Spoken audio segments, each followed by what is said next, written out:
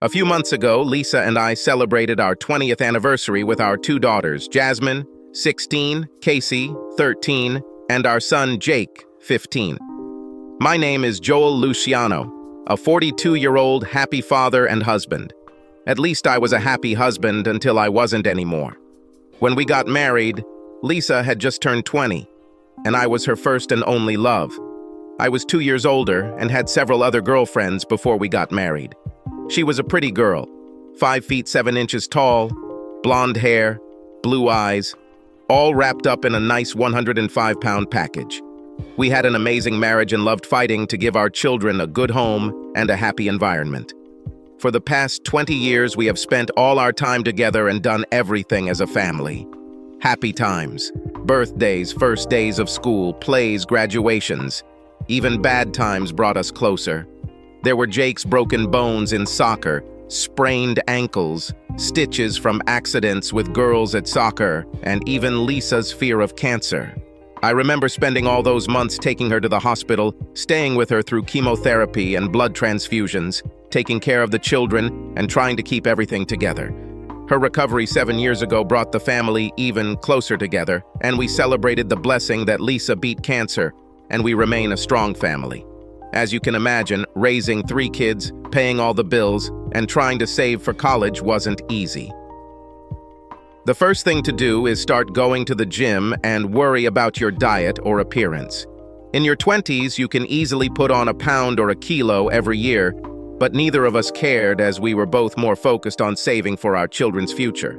I worked as a production manager for an engineering company, and Lisa was a purchasing director for a mid-sized manufacturing company. We both worked a lot, but we were always there for the kids. Even though our lives had become unnecessary and routine, our love and intimacy was never lacking, and we always made time for sex and made sure we were both happy in bed. We weren't sexual deviants, but we were more corny than some of the stories we read together, but we both seemed happy and satisfied with our lovemaking and relationship. 4 years ago, we got new neighbors, Maria and Roger. They were in their late 30s, had no children, and liked to party on the weekends. Maria was a gymnastics instructor and had an amazing body. Roger was 30 years old and also in good shape, as one would expect from a young man married to such a beautiful woman as Maria. When Lisa turned 38, she was about 30 pounds overweight, which didn't bother me at all since I also had about 40 extra pounds from years of hard work when we didn't have time to exercise or take care of ourselves. Maria convinced Lisa that she was a beautiful woman and could easily lose weight if she started going to the gym with her. 2 years later, just before Lisa would have turned 40, Lisa had lost 120 pounds, maintaining her 20-year-old body. She looked amazing, and I always complimented her on how beautiful she was. Lisa became a different person, more confident and sexy. Our sex life has improved thanks to her new energy level. Lisa rediscovered her youth, and I tried to keep up and make her happy. Of course, with a new body came new clothes and a renewed sense of fashion. With the help of her new friend Maria, Lisa now wore more revealing, sexy clothes. Lisa enjoyed her new body and loved to show it off in tighter, more revealing, fashionable outfits. At first, I was a little concerned when she went off to work looking like a sexy young woman, while I spent my day wearing an elderly dad's body and old suits. When we walked together, I now looked more like her father than her partner or husband. She always tried to make me feel important, and those looks didn't matter because I was the same man she had loved for the last 20 years. And would love me the same for the next 20. The difference was that now I can enjoy a sexy wife, not the overweight woman I lived with before. I told her that I loved this woman anyway, and her looks didn't matter. For her 40th birthday, I threw a big party and invited all our friends and work colleagues. I rented a small room at a local hotel with a band and fully catered the party with an open bar. Lisa wore her sexiest little dress, new heels, and looked like a supermodel after a day at the salon. I watched the men stare at her, and I could tell she loved the attention. Her new level of confidence was obvious, and she became more open and free-spirited, rather than the 40-year-old mother I was used to. It was a great party, and she made sure to thank Maria for helping her regain her youth, and how all that work helped her become who she was, and how it helped her marriage. I had to admit that I loved looking at her new body and her new sexy position. What I didn't like was watching her slow dance and flirt with several young men from her office. In all her years of marriage, she had never danced with other men or flirted openly, but now she seemed to enjoy the attention. It bothered me, but I let her enjoy the party and planned to discuss my feelings later. When I mentioned it that night after the party, she apologized and explained that she never wanted me to feel jealous or awkward, and that she would never do that again. She explained that she just got caught up in all the excitement and drinking. That night, she made up for it in bed. She was a tigress, and thanked me for the party in her own special way. Life went on and everything returned to normal, except that Lisa was home late several times a week due to gym work. I made sure I was home with the kids and cooking dinner on the nights she got home late from her workouts. On Thursdays, Jake had an after-school club and needed a ride home. Lisa agreed to pick up Jake from school on Thursdays because his school was several kilometers away and crossed several busy roads. Jake complained about being picked up and wanted to walk home because he said at 15 he didn't want to be picked up by his parents. I explained that some of the roads he had to cross were too dangerous, and if he wanted to be in the school club, he had to come home with us, no exceptions. Of course, he agreed, and I picked him up every day except Thursday because of my staff meetings on Thursdays, and Thursday meetings had become Mom's routine. One day, Lisa was busy at work and forgot to pick him up, and after 40 minutes, Jake decided to walk home. It was one of the few times that anyone in my family saw me upset. Lisa was apologetic and unhappy with herself when she saw that I had lost my temper and let them both know how I felt. Lisa vowed that it would never happen again, and after I cooled down, she accepted it as a mistake. No harm, no foul, and everything was back to normal in the Luciano house. Once again, she made up with me in bed that night, and life went on. From a financial point of view, things were going well. The job was good, and the family seemed happy, except for me. Over the previous weeks, I noticed that our sex life had decreased from 4 or 5 nights a week to 1 or 2, and it was no longer at the level we used to enjoy. Lisa began to indulge her desires more. She was worried about her appearance, had facials done, and had her hair and nails done weekly. It seems that once she hit 40, she desperately wanted to turn back time.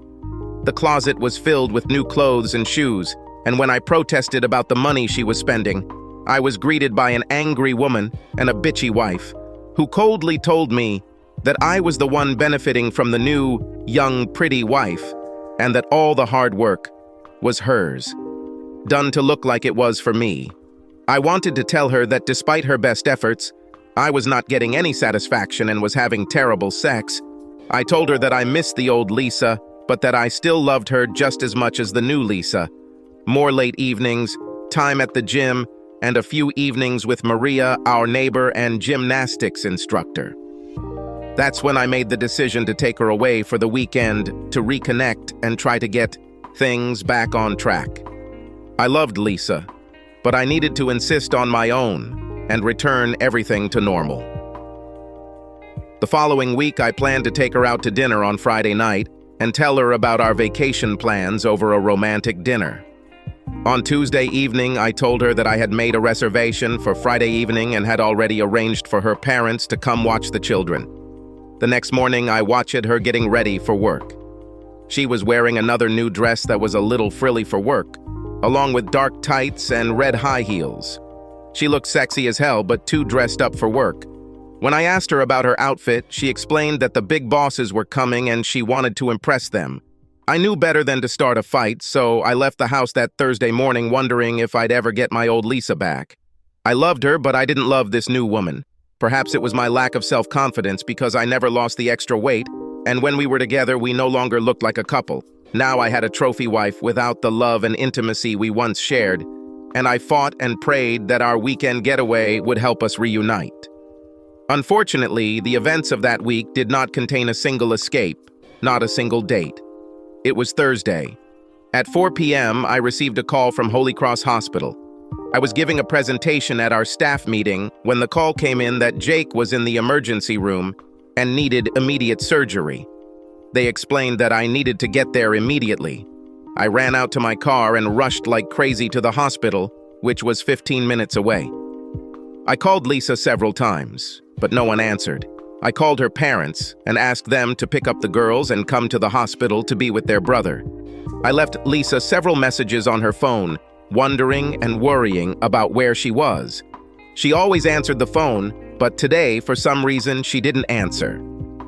When I arrived at the hospital, I met with the doctors, signed all sorts of papers, handed over my insurance card, and spent a minute with my son, who was unconscious and covered in blood. It looked bad as I noticed his broken leg and cuts and bruises all over his body.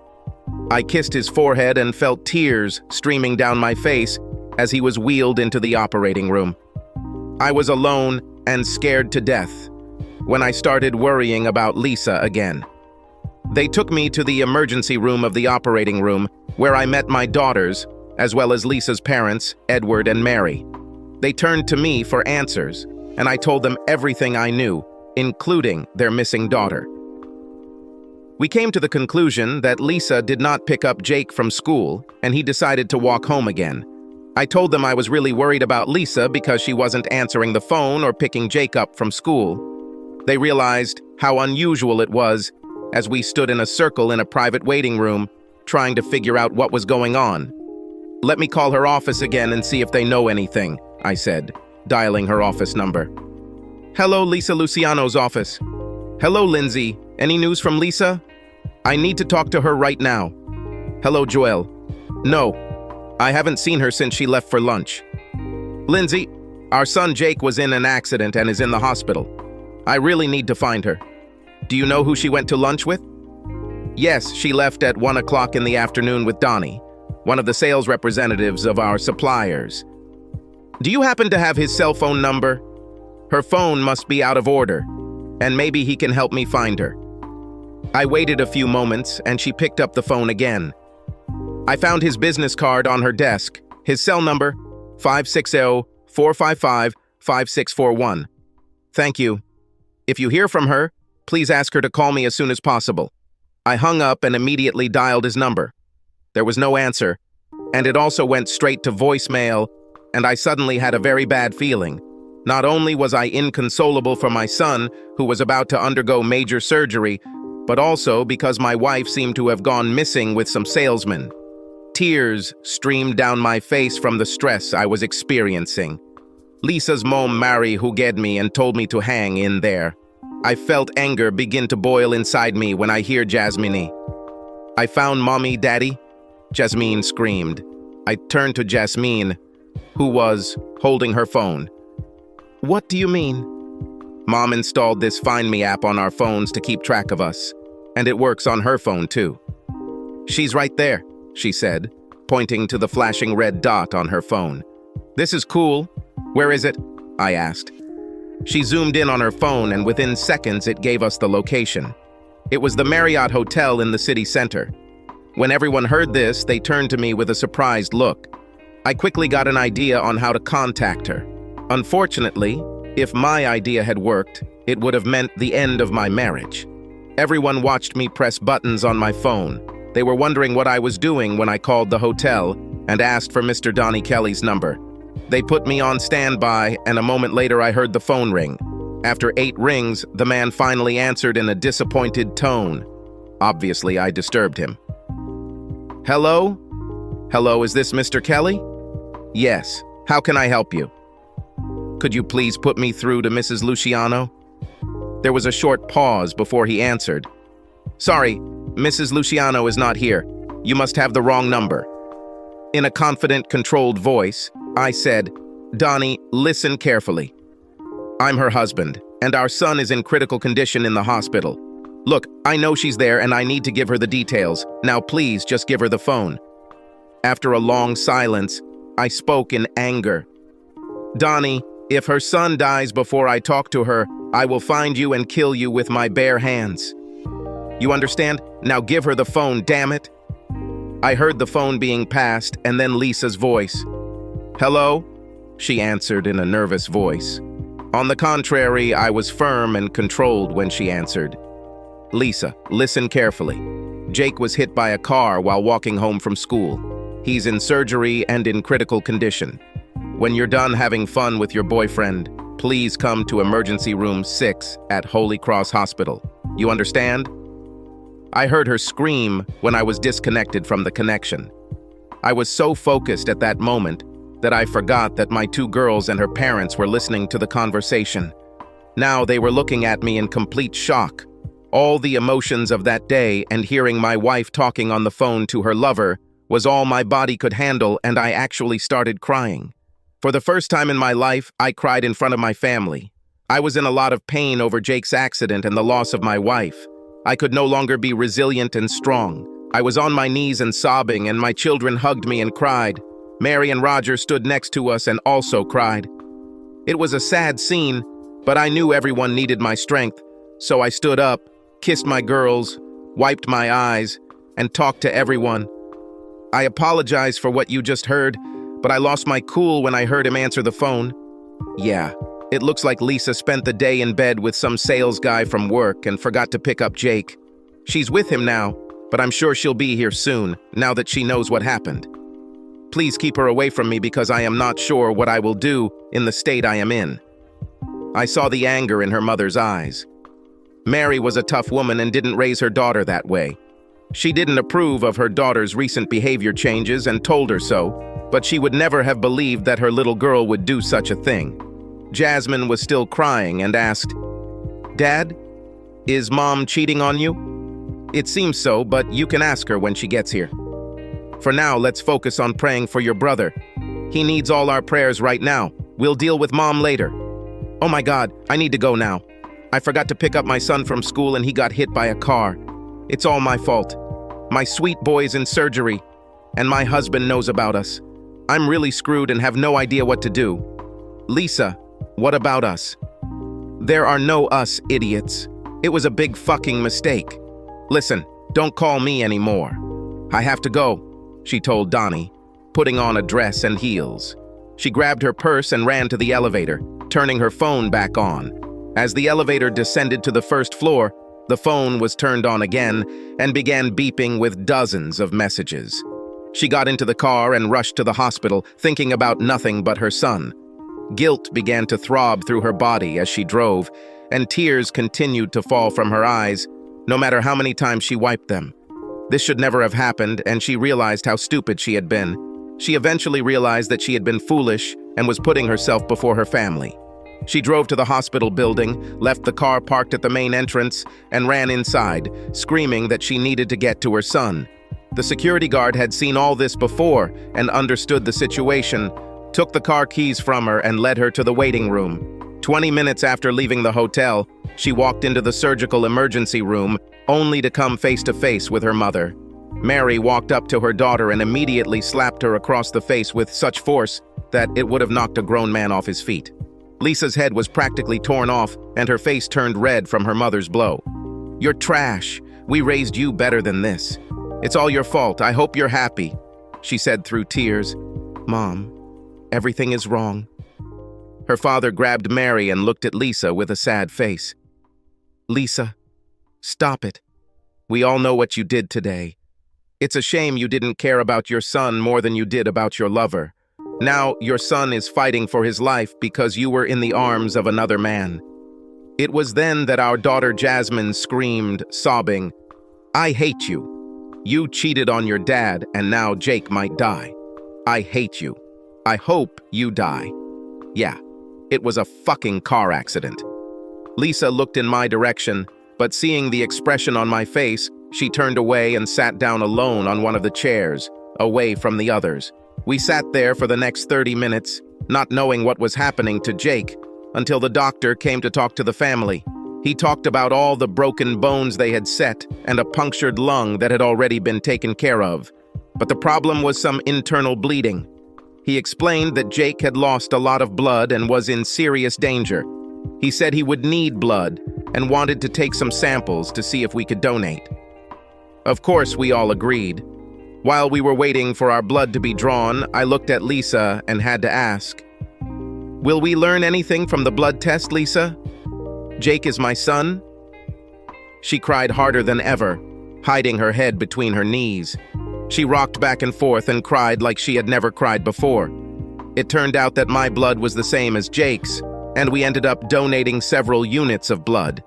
A few minutes after we donated blood, I asked everyone to leave Lisa and me alone for a few minutes. After they left us alone, I looked closely at Lisa, who was trying to avoid eye contact. I noticed how disorganized her clothes were and realized that she must have run out of the hotel room to get here. "Lisa, you look terrible. You're not wearing nylon stockings, your makeup is a mess, and you haven't even combed your hair. You smell like sex.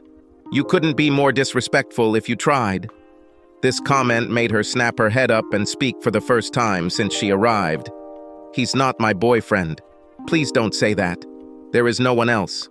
I love only you. Lisa, if he's not your boyfriend, then you're just sleeping with random guys. Please show me some respect. I am not an idiot. For the last 2 months, you have been denying me sex. Hell, even last night you pretended to have a headache and turned me down again. Why, Lisa? Did you want to be fresh and ready to meet your boyfriend today? Look, now is not the time or place to discuss this. Just go home, clean yourself up, and come back looking presentable. Our children and your parents don't need to see you in this state. I don't want to discuss your betrayal or our divorce until Jake gets better." "Divorce? No, Joelle. You can't divorce me. I love you. Please don't say that. Lisa, we will discuss our future, but not now. I can't waste my energy on you right now. I need to worry about my son. I need to focus on Jake, not what you did to our family. Just go home and clean yourself up. If you can't drive, I'll ask your father to drive you or call a taxi. But you need to leave now. Jake won't be out of surgery for a while, and you need to be here when he wakes up. The last thing he needs is to see you like this." She stood up, tears still flowing. "I am so sorry. I'll leave." 2 hours later, Lisa returned, no makeup, her hair in a ponytail, jeans, and a sweater. She stopped crying, but she looked terrible because of the tears and humiliation. Now she sat with her mom and dad, and our girls stayed next to me. I told my girls that we needed to stop resenting their mother and that we needed to focus on Jake. I explained that we would have time to talk about this later, but right now we needed to be a family. So for the next 2 days, we took turns keeping watch over Jake, who remained in a medically induced coma. Finally, on the 3rd day, positive news came from the doctors, and Jake was fine. He will have to stay in the hospital for a while, but in about a week, he will be able to return home. We all cried and hugged each other when we heard the good news. Lisa tried to warm up to me, but I didn't want to participate and gently pushed her away, hugging my girls. Lisa's world collapsed, and she had no idea how to return to her family and save her marriage. Since the family took turns staying at the hospital, there were no overnight accommodations for Lisa and me. But on the 3rd day, I decided to tell Lisa how I wanted to live further when I returned home. "Lisa, now that Jake is better, I'll sleep at home again. Obviously, I don't want you in my bed, and since you're the one taking on new lovers, I think it's only fair that you move your things to the guest room. Please, Joel, not this. Please don't kick me out. You know I love you. Right now, until Jake is fully recovered, it won't be like that. You are the mother of our children, and we will need your help in Jake's recovery.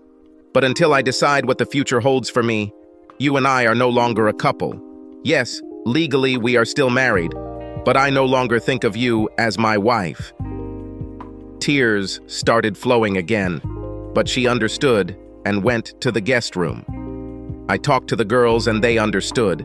We all agreed not to tell Jake what was going on until he was better. I turned the living room into Jake's recovery room. I rented a hospital bed and a wheelchair. I hired a day nurse and prepared for his return home. Since Jake was in the living room and couldn't move, he wouldn't know about us sleeping while the girls kept our secret.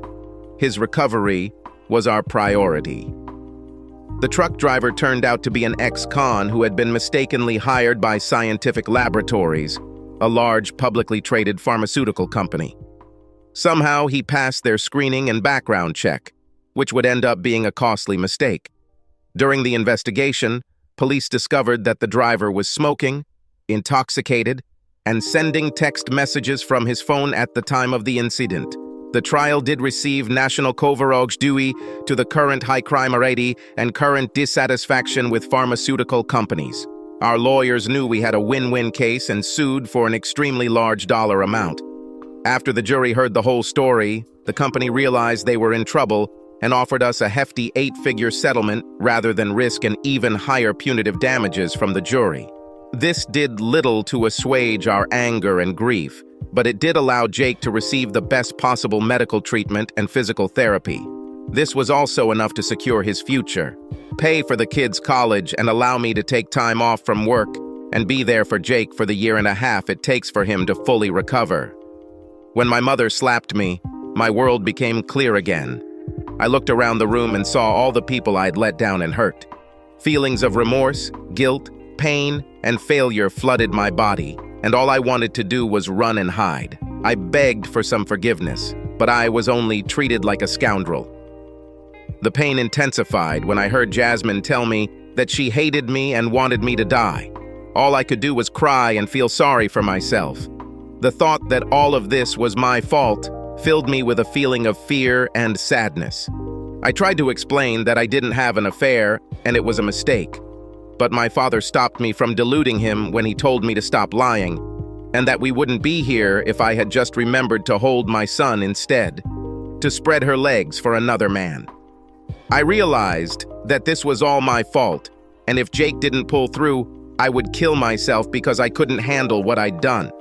When we had to give blood, the hatred I felt in that room was overwhelming when Joel asked if Jake was really his son. How could he think that he was not his son? Then I realized what I had done and what they were thinking, and I, again, wanted to run out of the room and hide.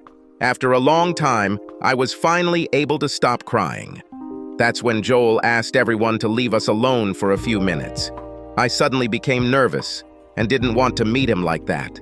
When he noticed how I looked and how my stockings were missing, I realized that I had left the hotel without thinking about how I was dressed because all I cared about was seeing Jake. Then I cringed and cried when he said I smelled like sex. That's when I realized how badly I'd screwed up. He was right.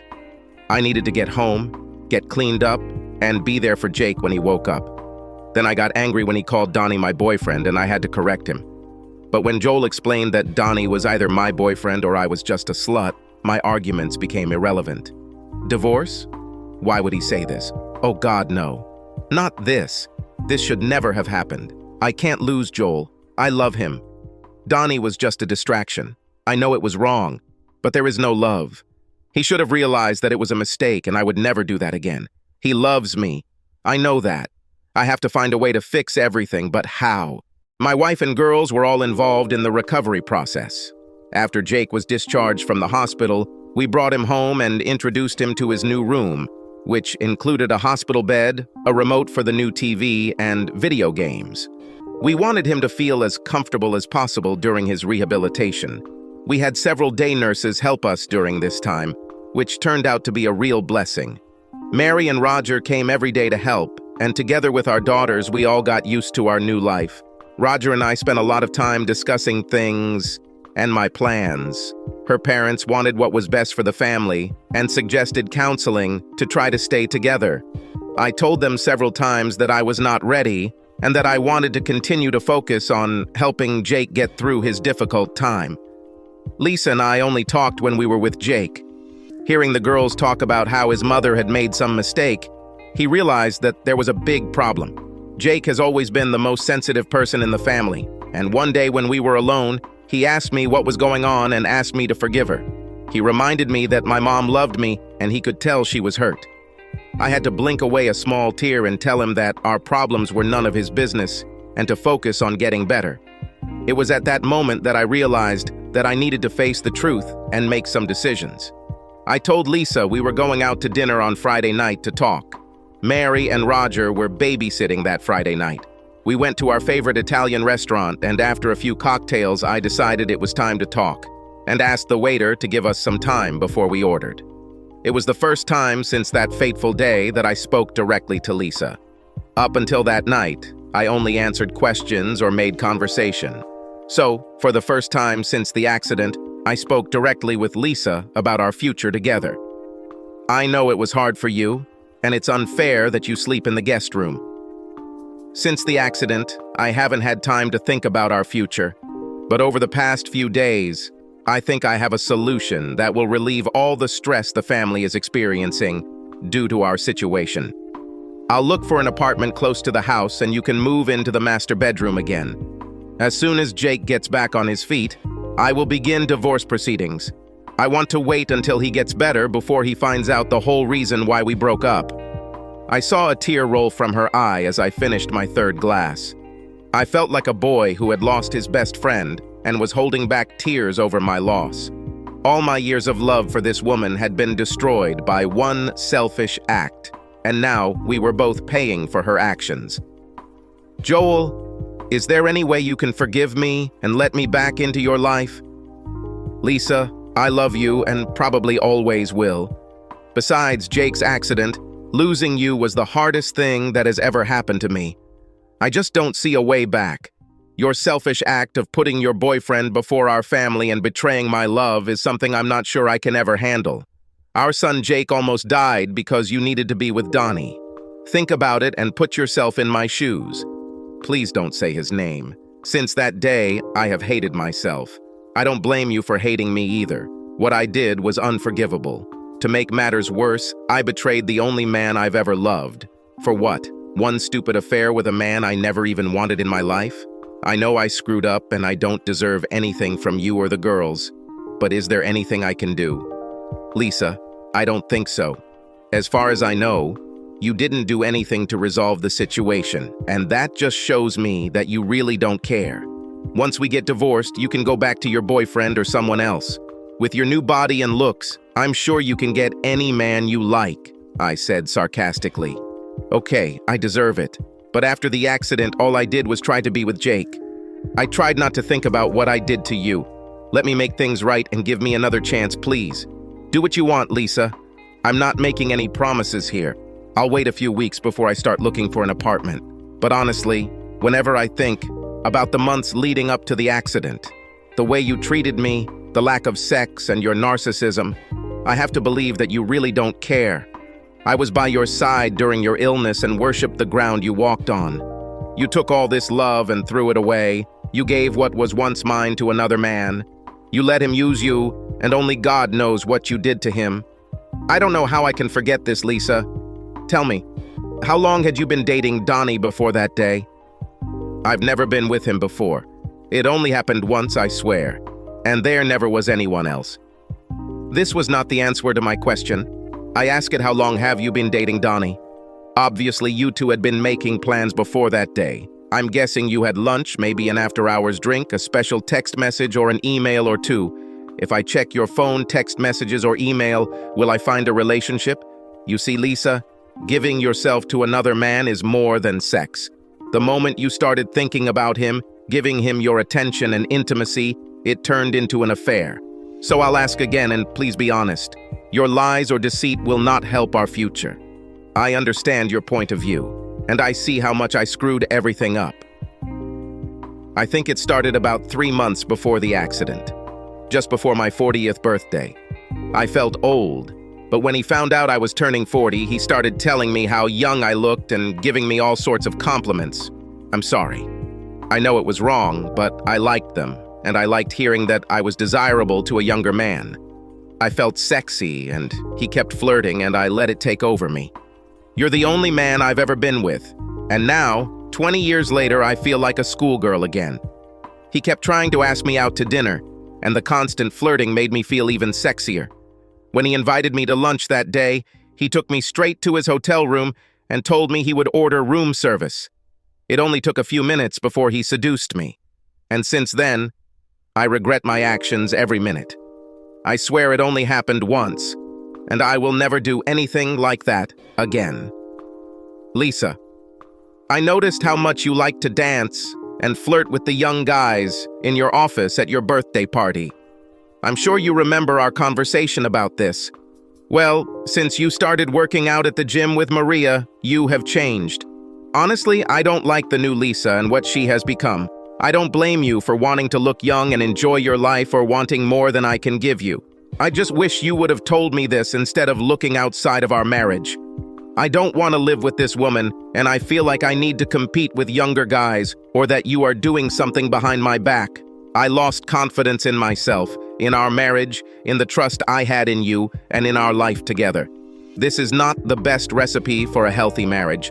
I'm not sure what you can do to fix this, or if it can ever be fixed. We ate in silence, digesting our conversation. Roger looked hopeful when we walked into the house, but I just shook my head. I thanked him for looking after the children and went up to my bedroom alone. Mary saw Lisa's tears and realized that nothing had changed. At least we tried. A month later, Lisa surprised me by telling me she had made dinner reservations again. This time she was in charge and started the conversation. "Joel, you were right about everything. For the last 2 years, I really lived without you and thought only about myself, trying to get my body in shape. What I did was unforgivable, and I cannot take it back or change the past. But let me tell you how I'm gonna fix everything." Trying to remain calm, she continued, "I went to a therapist to help me deal with the guilt I felt about my actions. Every night I cry for hours thinking about how I almost lost my little boy and destroyed the man I love. My therapist was a savior and helped me understand all the pain my selfish actions caused and how I hurt you in the worst way possible. She gave me several reasons for my wrong choice. She said it was a cry for attention or perhaps a midlife crisis, but I disagreed with her and took full responsibility for my actions. I spoiled it all, made the wrong choice, and convinced myself that I deserved to enjoy my newfound youth after working so hard to look good. At first, I only did it to get in shape, but after I lost weight, I started getting a lot of attention from men, and it made me feel young, sexy, and desirable, which didn't help when I turned 40 years old. I could tell she was trying her best to keep it together, and I just sat quietly as she continued, "What's really crazy is that I loved our life, our children, and our marriage. I never thought about hurting you or cheating on you, but that's exactly what happened. It all started with innocent flirting. Then you saw some of this at my birthday, but of course I didn't listen. Then there were lunches and more flirting, until I allowed myself to go and ruin my life for meaningless afternoon sex. I hate myself for what I did, and now I realize that this is not who I am, and I want you to know how sorry I am for the pain I caused you and the harm I caused our son. You can't even imagine what a feeling of guilt and pain I live with every day. It was never about my love for you or our marriage. My actions were completely selfish.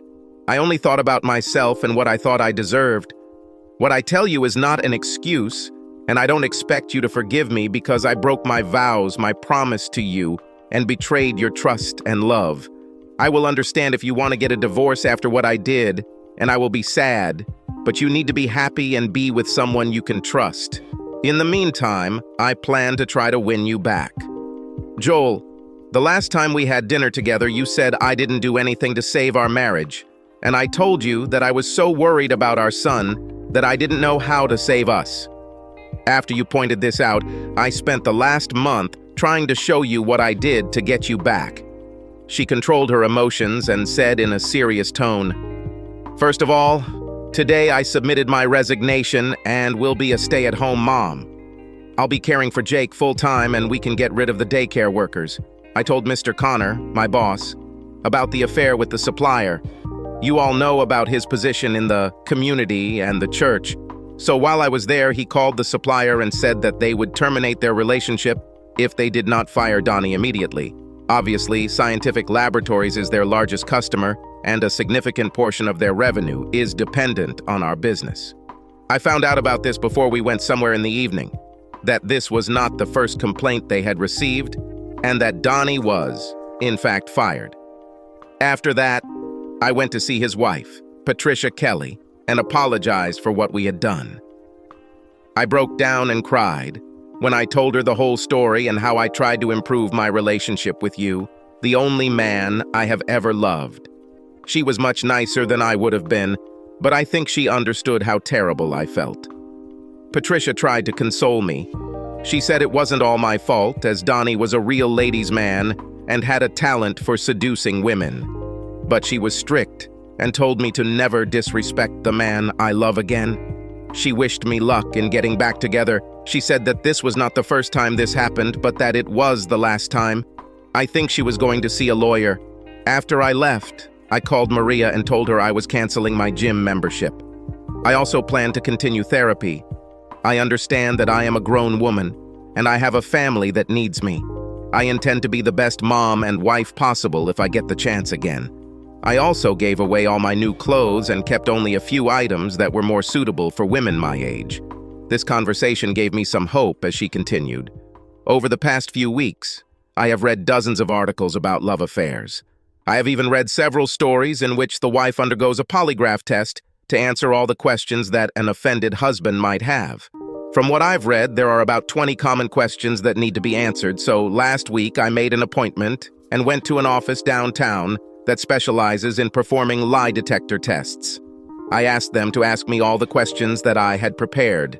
They said the questions were unorthodox and not what they usually asked, but agreed to my request. They said they would add them to their regular questions at random. I gave them a list of questions that I knew you would be interested in and answered them honestly. In a desperate voice, she said, "This envelope contains the answers to your questions. I want you to know that I did not open the envelope or look at the results. I know the truth, and I am confident that these results will allow you to understand that I am telling the absolute truth. I will even voluntarily agree to take a test every few months to prove how much I love you and that you can trust me again." I also met with a lawyer and asked her to prepare a post-nuptial agreement to prove how serious I am and to try to regain your trust.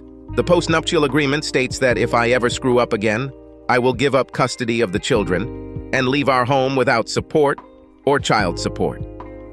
I've read that this is common for traitors like me. Yes, I know who I am now and what I have done. I accept this title, no matter how dirty it makes me feel. I also know that I need to atone for what I did, and I promise to always put you first, she said as tears flowed from her eyes onto the table.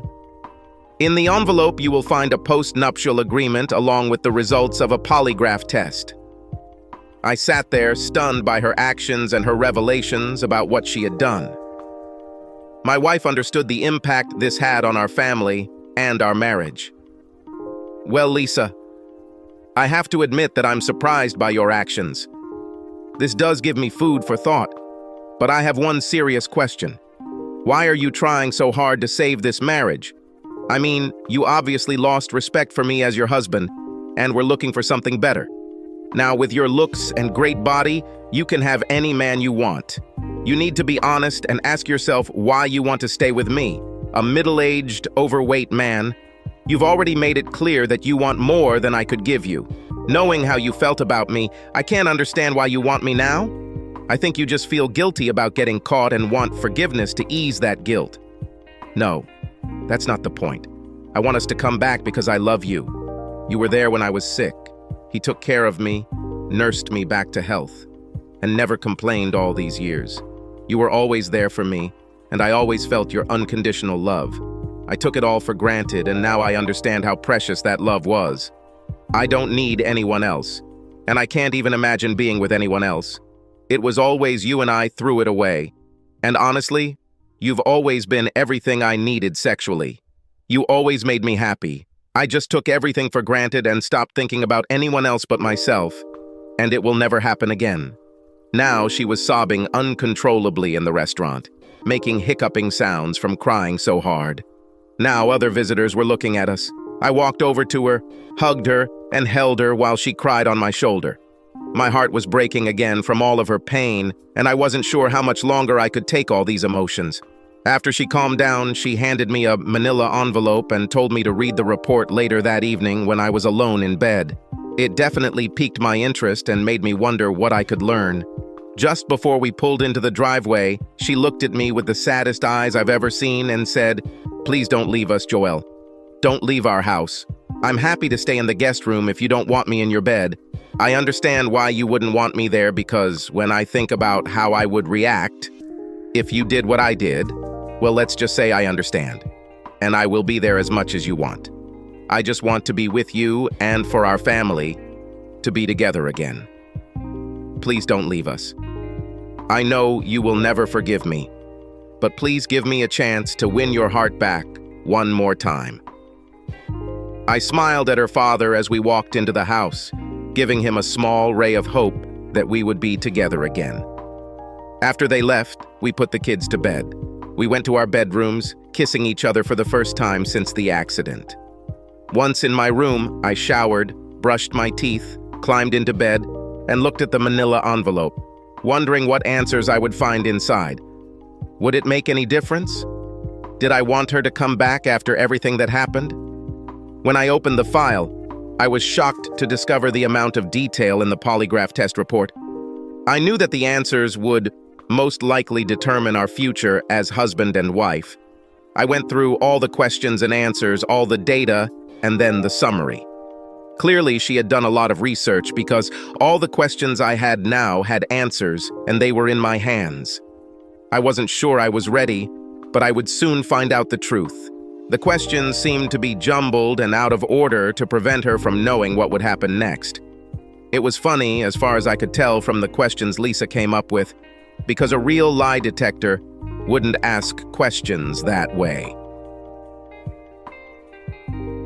Is your name Lisa Connor? Yes. Have you cheated on your husband and family? Yes. Do you love Donnie? No. Do you want to be with Donnie again? No. Do you have any feelings for Donnie? No. Did you have sexual intercourse with him? Yes. Have you used illegal substances or alcohol? No. Did you plan this novel? No. Was this your first time with Donnie? Yes. Did he wear a condom? Yes. Was he a better lover than your husband? No. Was he bigger than your husband? No. Was this your first time having sex with Donnie? Yes. Did you have oral sex with him? No. Have you kissed Donnie? Yes. Did you kiss him before that day? No. Have you ever let him touch you before that day? No. If you hadn't been caught, would you have done it again? No. Since you got married, have you had sex with anyone else? No. Do you love your husband? Yes. Did your husband do anything bad that made you cheat on him? No. Do you want to get a divorce? No. Will you ever cheat again? No. Do you find your husband attractive? Yes. Do you want to be with someone else? No. Are you willing to do anything to forgive Joel? Yes. After reading the answers, I slept soundly that night, still unsure about my future, but somehow the answers to these questions brought me some relief. The next morning, I spoke with my children and shared with them some information about the extent of her betrayal, as well as her actions to make things right. Since we were still a family, I wanted them to contribute to our future. Children, as you already know, I was planning to move out and find an apartment, but last night your mother asked me to stay. I want this family to heal and get through this, but I need to know how you feel. Can we forgive your mom, accept her back, and work on getting our family back together? We all make mistakes, and Mom made a big one, but I believe she deserves another chance. I need to hear how you feel before I make any decisions for the family. I looked at my son and said, "Jake, you suffered physically because of your mom's mistake. How do you feel about what I said?" "Dad, I don't blame Mom. I shouldn't have walked home. It was my fault that I disobeyed your orders to never walk home. If I had not walked home that day, we would all have been happy." "It's my fault," he cried. My heart broke as I watched my son take the blame for all the mistakes he made that day. I was proud of him for taking the blame and standing up for his mom, and I patted him on the top of the head. "Son, let's not discuss guilt. This is in the past, and we need to focus on the present and our future. What we do now is all that matters." The girls started talking. "Dad, we don't want you to divorce your mom. Yes, we are still angry, but if there is any way to forgive her, we need to stay together as a family. Please, Dad, don't get a divorce. Let's give her one more chance." To be completely honest, I'm not sure if that's an option right now, but maybe there's a way we can stay together as a family. You understand that if I stay in the house, then everything will be different between me and your mother. She will sleep in the guest room. The love we once shared has been destroyed, and we may not be the same for a while, and I honestly don't know if we will ever be the same again. Dad, we understand, but it will be much better if you both stay here with us and don't move. Maybe in time we can all return everything to the way it was. Now, I was proud of my girls and realized that we really raised good children. At that moment, I knew that we would try to save our family and forgive. We all went up to Lisa's room and told her we wanted to have a family meeting and asked her to join us. Lisa looked terrible. She had bags under her bloodshot eyes. She was obviously suffering from stress and crying. Because of her family's coldness, her life became a living hell. Oddly enough, the only person who spoke to her and undoubtedly forgave her was Jake, her son, who suffered the most. He was the first to forgive his mother. It was our first family meeting since the incident, and Lisa was nervous as she sat alone on the couch. I walked over and sat next to her and took her hand, knowing this would be a difficult conversation. I will speak for all of us, Lisa. What you did damaged this family and left me with the most difficult decision of my life. You may not like what I decided, but I have no other way to maintain my self-respect as a man. I watched as she sat quietly, her hands clasped tightly in her lap. The children have expressed their wishes and want our family to stay together. Until last night, I didn't think there was a way to stop me from leaving you and moving to a new apartment. But after I read the lie detector test report and what you did to try to save our marriage, I was touched. You have surprised me with your efforts over the past month. Lisa, to be honest, your repentance and actions made me reconsider my decisions. Your deception was devastating, but the real damage was done by the way you treated me and my family over the last 6 months. Then, when I found out that you had mentally left us and were dating another man, I realized that I was going to divorce you and end our marriage. On top of the pain it caused, I was furious because your deception was partially responsible for Jake's injuries, and it was unforgivable. I saw a tear fall from her eyes and continued, "After thinking about the situation, I believe in my heart that if this situation had been reversed and I had taken a mistress who caused Jake's accident, there would have been no discussion, and you would have kicked me out already. But for some reason I can't explain, I still love you, and losing you would hurt me even more than you already caused me. It's a real quagmire, but my love for you is still strong. Today we had a family meeting about our future. Because this was a big decision, I needed the kids' input, and as a family, the final decision was for us to try to stay together and work on healing." She was clearly relieved, and a smile appeared on her face. "Don't look so happy yet. You see, despite the children's wishes, I cannot remain married to you knowing that you deceived me." She broke her promise to be faithful and abandoned everyone else. "You broke our marriage contract, and if I stay married to you, I'll accept that everything was okay. This may sound vindictive, but I'm still considering getting a divorce." Her smile instantly changed to an expression of horror, and tears flowed down her cheeks. "Let me finish before you have a nervous breakdown. Like I said, I still love you, and I don't want our life together to end." Now she was looking at me with a confused expression. "We'll get a divorce and start all over again if that's what you still want. The current living conditions will not change, and you and I will meet and work on our future together. By starting over, I can understand why you want to stay married. Don't get me wrong, it won't be easy. We will both have the freedom to live as if we were single, and we can date other people. This means that you have the freedom to explore your desires and see if being married to me is really what you want. I will have the same freedom." Everyone looked at me as I explained our future. Don't misunderstand what I'm suggesting here. I have no desire or plans to date others, but we both know you had desires outside of our marriage, and I can't risk you doing it again. If you do this, I might also want to be able to find someone else. I had to stop for a drink because my mouth was dry, and my emotions were running high. The next 6 months to a year will allow us both to find out what you really want in your life. It will also give me time to see if I can live with the knowledge that you needed another man in your life. I haven't mentioned this before, but my confidence and self-esteem have become an additional casualty of your betrayal, and it is something that I will need to resolve and restore before I can commit myself to you again.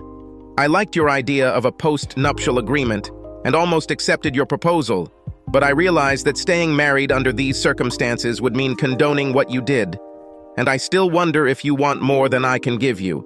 According to my plan, you will have the freedom to make your own decisions for the future. Depending on how things work out between us, I may try to trust you again.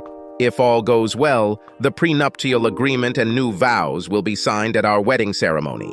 Yes, we will have a wedding ceremony to publicly commit ourselves to each other once again. Without stopping, I continued.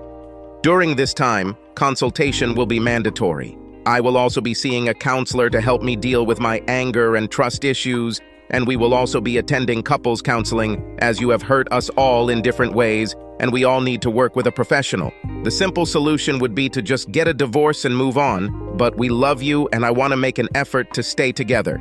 You also need to work on repairing your relationship with your parents. If you want to stay with your family, you have a lot of work to do. Last night you told me that you would do anything for me to stay. If you still want this, then be prepared for a long healing process. I stopped and let everything digest, and we sat there until the pressure of silence became unbearable. So, Lisa, are you still ready to do whatever it takes? Do you still want to try to keep this family together? Lisa clasped her head in her hands in tears. Yes, I love you. I don't want a divorce, but I understand how you feel. Thank you. I know I don't deserve a second chance. I thought about what you said, and if things had been different, I would have divorced you already. Give me one more chance is all I ask, and I will prove to you that you are everything I want and no one else. I promise I will make it up to everyone. I'm so sorry, and I pray that someday you can all forgive me for what I did. I stood there as the girls came up and hugged their mother.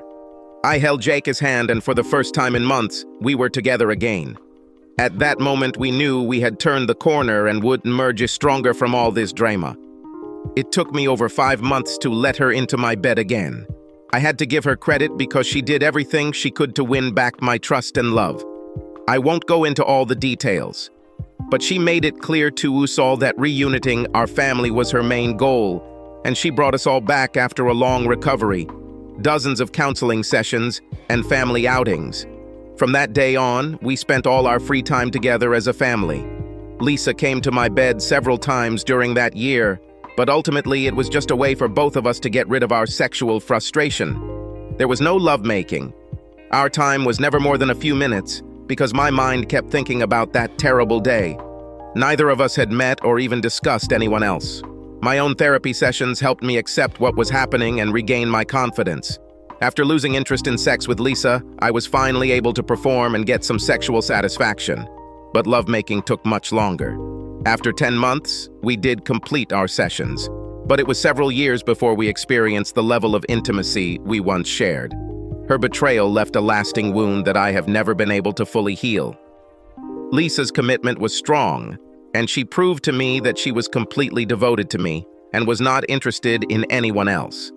Her love and encouragement helped me get my confidence and self-respect back to an acceptable level, and I was finally happy again. A year after this meeting, we had a small wedding ceremony with a few friends, her parents, and children. We exchanged vows and signed prenuptial agreements. During our small reception, she gave a short speech to everyone, apologizing for her actions that had hurt the entire family and thanking everyone for their support. She promised to be a loving mother and a faithful wife. Many tears of happiness were shed that day, and I even felt a few tears fall from my eyes. During our reconciliation, Lisa became less sociable and suffered in her own hell. She realized how much I had suffered because of her affair. We remained married and happy for the next 30 years. We watched our children get married and have children. All in all, it was a happy life, and the events of that tragic day are now in the past and will never be mentioned again. Donnie paid for the damage he caused to my family and marriage. His wife kicked him out and served him with divorce papers soon after Lisa confessed her sins to her. As a result, he began to live in a one-room apartment. After paying child support, Donnie lived a miserable life.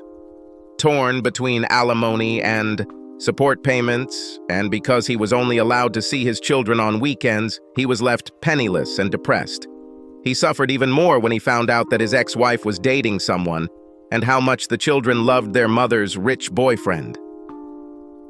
Weekends on his yacht, trips to Disneyland and Universal made him jealous and sad as he realized that their future stepfather was a better man. Donnie continued to experience bad luck from job to job as he continued to screw things up. The dates with the girls also didn't last long when they found out about his history of cheating. He continued to date married women because they were easy prey for his looks and charm. This was his downfall. One night, he was run over by another angry husband as he was leaving a club. He suffered internal bleeding, a dozen broken bones, a collapsed lung, and terrible pain for 3 days straight until he died. He left a trail of pain behind him and died alone. Because the family could not lay claim to the body, the state eventually cremated his remains and buried the ashes with other unclaimed bodies in a mass grave. I learned about Donnie's difficulties from his ex-wife, who thought it might help bring closure to my wife's affair. It was childish, but I took great pleasure in telling Lisa all the details of his terrible death. To her credit, there was no emotion in it, and she never said a word about it. His ex-wife was right. The news of his death at the hands of another heartbroken husband really helped me calm down, and Lisa and I's relationship became much better. We never discussed this time again, and we developed a good relationship in our new marriage. We made sure to keep the most important things in our lives for each other. Finally, Jake made a full recovery, and through years of physical therapy, he developed an exercise habit. He earned a full baseball scholarship and led the state's high schools in home runs and stolen bases. The girls got married and would never repeat the mistake their mother made. They saw the pain and grief from one mistake made and became devoted wives and mothers. From a quote I once read, "Sometimes giving someone a second chance is like giving someone an extra bullet because they missed the first time." I hope the extra bullet won't be used this time. Subscribe to our channel so that your second chaff doesn't cheat on you, and go ahead and listen to the next story, because this story is nothing compared to the next one. If you're under 18, don't even think about listening to the next one.